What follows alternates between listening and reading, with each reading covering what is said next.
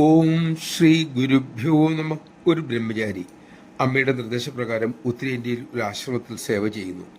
കുറച്ചു കഴിഞ്ഞപ്പോൾ അദ്ദേഹത്തിന് തോന്നി തപസ് കുറെ കൂടി മെച്ചപ്പെടുത്തണം. അതിന് പറ്റിയ സ്ഥലം ഹിമാലയം തന്നെ. അങ്ങനെ അദ്ദേഹം ഹിമാലയത്തിലേക്ക് യാത്രയായി പറ്റിയ ഒരു വനപ്രദേശം തിരഞ്ഞെടുക്കുകയും ചെയ്തു.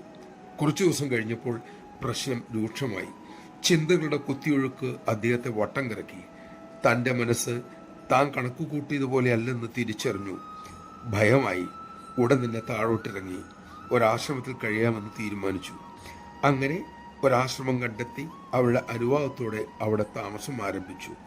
പക്ഷേ അവിടെയുള്ളവരുടെ ജീവിതശൈലി കണ്ട് ബ്രഹ്മചാരി പകച്ചുപോയി.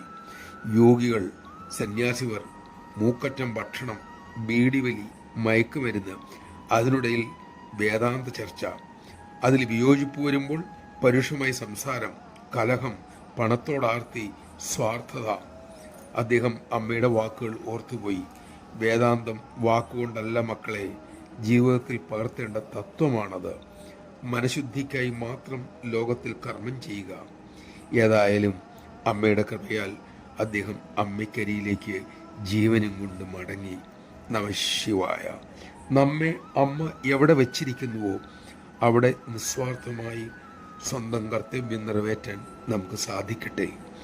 അതിനുള്ള വിവേകവും ശക്തിയും ഭക്തിയും വിശ്വാസവും അമ്മ കൃപയാൽ നമ്മിൽ ചൊരിയട്ടെ.